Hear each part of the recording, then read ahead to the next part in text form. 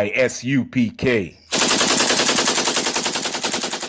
So tell me, how can I turn the other cheek while this wicked world trying to smother me? Something gotta shake, I'm gonna cry it out. Time to gird up my loins and ride out. In my soul I feel devastation. In my eyes I see desolation. On my door, death is waiting. But I don't want to see no more desolation. I said, I don't want to see. You understand? We've been teaching this truth inside this Bible since 1969. And you want to know some truth inside this Bible, man? We don't have a personal relationship with God.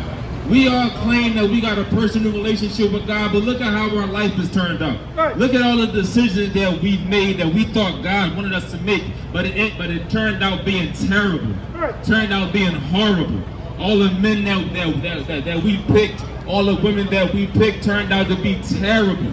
And I guess we just think that was God trying to teach us a lesson. At first we thought it was God telling us to go and do it because he wanted us to do it, because that was a blessing. But then after a while, we learned that it was a lesson.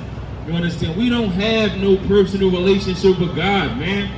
Why do we think that we have a personal relationship with God when our life as blacks and Hispanics is terrible? Then we should look at that personal relationship that we have and we should question it. Is our relationship with God really as sturdy as we think it is? Right. Our relationship with God really as built as we think it is, man? Us blacks and Hispanics, we are destroyed in America, but we claim we got a personal relationship with God. Right. We claim that God is talking to us. Maybe it's not God that's talking to us. Maybe it's just us trying to justify the actions that we do. Trying to justify the decisions that we make, claiming that we have a personal relationship with God. It seems like God always tells us to do what it is that we want to do. When was the last time your personal relationship with God told you, don't do something wrong? Do something that goes against what you feeling. Understand, our personal relationship with God in all reality is just what we really want to do. And that's how we find ways to justify it. We know that Halloween is not inside the Bible. Right. We know that that is not of God because it's not inside the Bible. Where is Halloween at? I don't think it's even in the Quran. For the Muslims out here, but Muslims still going to partake in Halloween. Everybody under all different types of religion going to do Halloween and try to find something to justify it. Real quick, give me Amos chapter 5, verse 31. You understand? Give me Amos chapter 5 and 31. 5 and 21. You understand? We go out here and we're going to do Halloween knowing that it is not inside this Bible.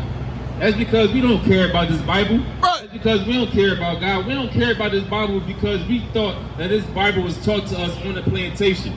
If you look up something called the Slave Bible, you will see that we was not taught the Bible on the plantation. We was taught Christianity. The Slave Bible is only 15% of this actual Bible. So 85% of this Bible was removed and the other 15 was taught to slaves to keep them obedient to their slave masters. We was taught Christianity on the plantation, man. We don't care about this Bible.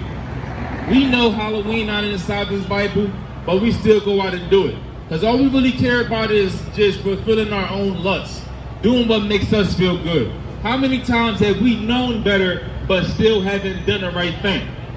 How many times have you knew what the right thing was, but you just ignored that and you went and do the wrong thing because it made you feel good? That's how we feel about God. As much as we think that we love God, as much as we think that we worship God, we don't worship God. We worship our own self. We do what we want to do. We do what makes us feel good. And that's why we destroyed inside the city of Philadelphia, man. Women getting raped on the L train. Women in Philadelphia got raped on the L. That should be a warning to not send your kids out for Halloween. You want to send your kids out in Philadelphia to go get candy from strangers while women is being raped on the L. It was last Wednesday night when a woman passenger was raped on the Market Frankfurt L. Well, today, SEPT officials spoke out about the horrific incident and what happened and what didn't happen aboard that train. Action News reporter Christy Leto was live at SEPTA headquarters in Center City with the latest on this. Christy. And Jim, because passengers stood by and did nothing, SEPTA is reminding those on board to either call 911, use their emergency call boxes, or file reports on SEPTA's app. So this is the emergency contact. 2 emergency call buttons per car to put passengers in direct contact with the conductor. SEPTA eager Monday to make sure the lack of action taken during a rape on board the Frankfurt line last week isn't repeated. You can push this button in. What we want everyone to be is angry, disgusted, and join us in being resolute to continue to make the system safe. SEPTA police say help could have come sooner. Security cameras show Fiston Nagoy spent an entire train ride from the Frankfurt Transportation Center to 69th Street, trying to talk, then allegedly grope and sexually assault a woman on board.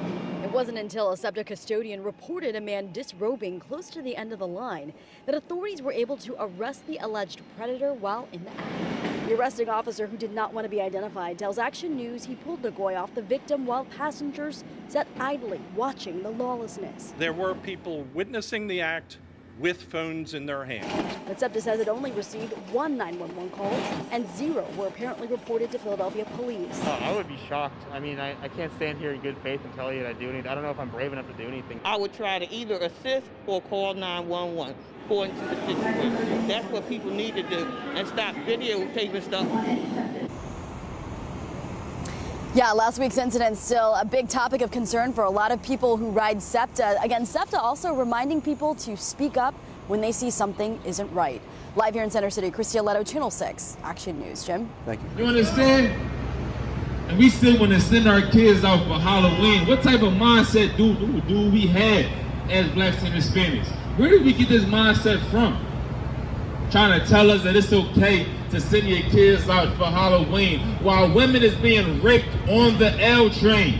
This is news right here. Take your face out of Twitter. Take your face out of Facebook and Instagram and look at some news, man. There's women being raped on the L train right before Halloween. You think that's going to stop anybody from sending their kids out to go get some candy from strangers? You want to know how to spot a pedophile? Look at their house on Halloween. All these decorations in front of their house. Lonely old man inside of his house with a gallon of decorations all on his yard. He trying to find them little kids, man. He trying to find little kids to abduct and molest. You want to know about a real molester? Look inside a Christian church. That's where we get it from. I'm 99% sure that the person that raped the women on the L was Christian, man. That's what comes out of the Christian church. Lies and child molestation. How many different cases have we seen of child molestation come out of the Christian church? But we still inside the Christian church. And we wonder why we still getting gunned down in America. We wonder why we still at the bottom of America. Because we still inside the Christian church knowing that they molest children. Knowing that they steal your money, man. Knowing this stuff. These pastors out here molesting children. Just like how these strangers that's trying to give your kids candy on Halloween is trying to molest your children. Trying to flirt with your children on Halloween. Asking them, well, what kind of costume that you wearing? Who made that costume for you? Where's your mother? Where's your father?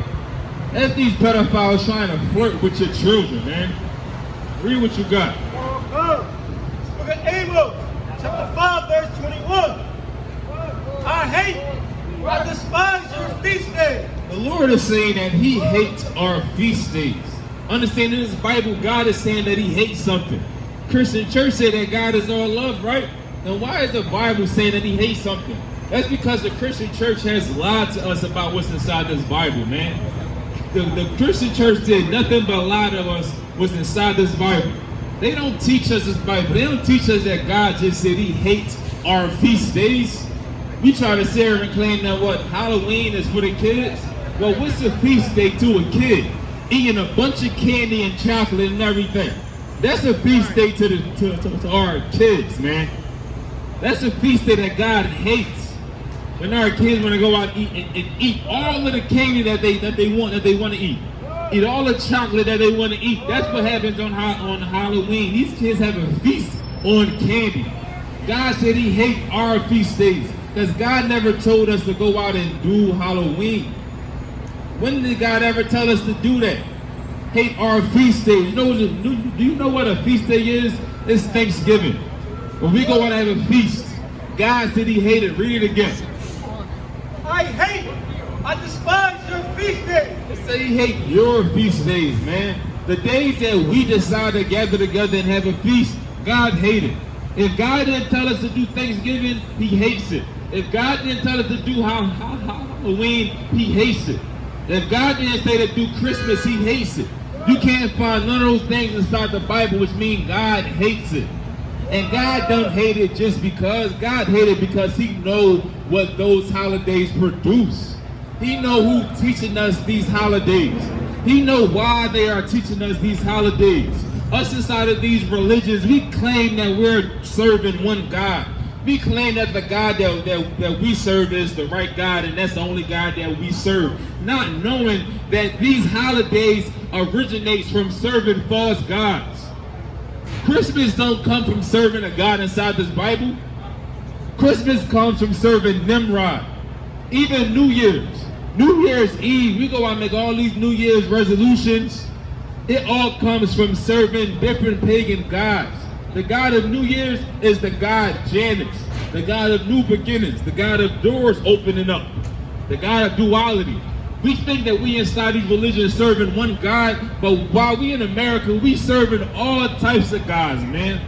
Doing these religions, doing these holidays. These holidays is the worship of different gods, but we don't care about that. We don't care about where these holidays start out. We don't care about the origin of these holidays at all, because all we care about is pleasing ourselves. We don't have morals as blacks and Hispanics. You think we got morals? Look at our conditions. If we got so much morals as blacks and Hispanics, why are we so destroyed in America? Why is there women getting raped on the L train? You understand? Why is that? Because we don't really have morals. We don't really care about where stuff comes from. We're gonna do Halloween not knowing that it comes from serving a different God. While we walk over here thinking that we Christians serving a God in this Bible, we serving different gods every time a holiday comes up. That's why America pushed these holidays on us, man. Every holiday season, every holiday that goes by, it's always a ton of commercials on TV. All the themes inside of these stores is all about the holiday that's coming up. Is Halloween coming up now? You look inside the stores, they got all this spooky stuff, all these ghosts and goblins. You understand? It's because America don't want us to serve God. America wants us to go against God, man. Read again. It's Amos chapter 5, verse 21. I hate, I despise your feast day. Read it again. I hate, I despise your feast day, and I will not smell in your solemn assembly. It be Jeremiah chapter 10, verse 2. We want no cowards in our camp,